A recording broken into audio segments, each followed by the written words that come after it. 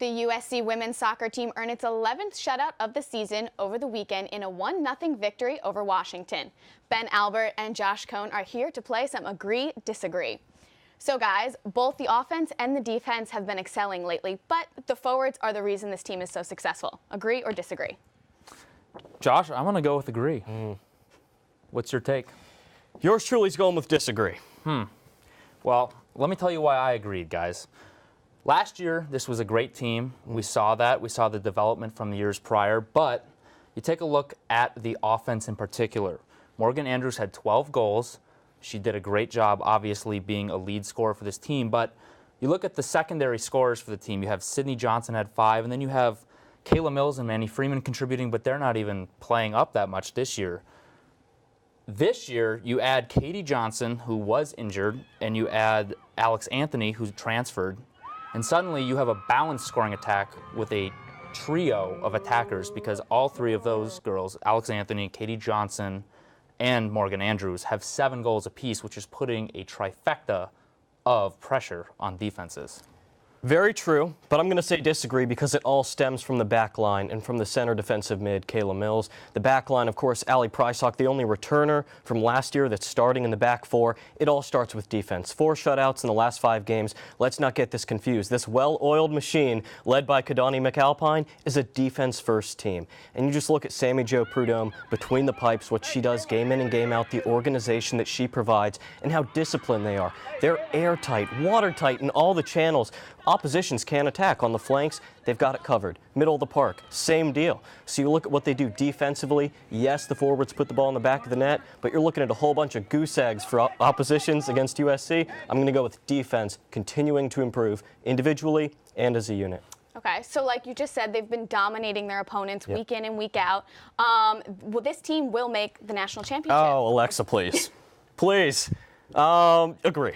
Okay. I'm going to disagree on this one. Ooh, why is that?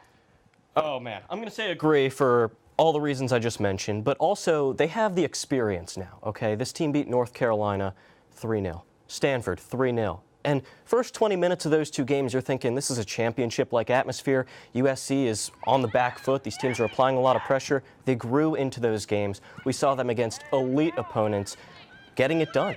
So as the game progressed, because the ensuing 70 minutes, it was all SC. Possession, chances, you name it. Those are big games with a lot of pressure on the line.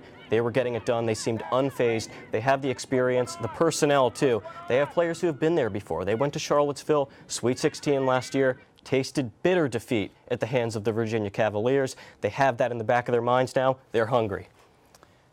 I hope I eat my words on this one, and I will not disagree with Josh on the fact that we do have the talent to win the national championship. But what I want to say is this. When you get to the playoffs, it's a different atmosphere, and as much as we've played well against certain teams like Stanford, high-ranked opponents, we've also tripped up a couple of times.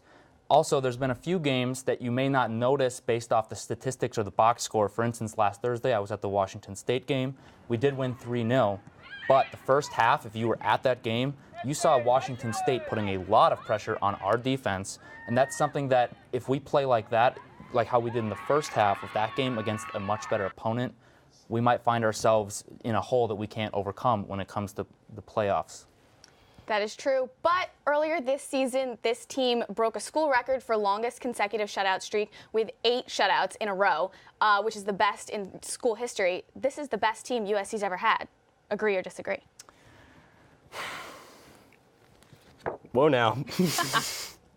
I'll start. I'm going to say disagree, but I want to preface this by saying I do think this is the best regular season team that USC has ever had. If you look at goals scored average and goals given up average, they're both as good as they've ever been. They're better than the national championship team that we had in 2007. However, as take a page out of the NBA, for instance, last season the Golden State Warriors had a regular season record, best record ever, but they faltered when it came to the playoffs. I'm not ready to crown this the best team yet because at the end of the day, you got to bring home a championship. I threw up both for a reason. It's exactly that. Coronation in NCAA women's soccer, men's soccer, NCAA sports, it can't happen in this season in October. When we look at December, that's going to be when it all comes down to. Mentioning that 2007 team, they had the superstar, Amy Rodriguez, and they also had the compelling storyline. That team lost to UCLA in Westwood that season. They played the Bruins in the national semifinal and won, and A-Rod had both goals in the win. It all came together. So for this team, yes, they play with a tremendous amount of quality and poise, but in the postseason, are they going to have the storylines even to make it memorable to whereas we're saying they're playing good soccer, they're winning games, they're hoisting the trophy, and we're going to remember this team decades from now? I think so. Josh, you nailed it. Amy Rodriguez, do we have an elite player who can take over a game like she did? Yeah. Question mark going forward. That is true. Only time will tell, guys. Thank you so much for joining us.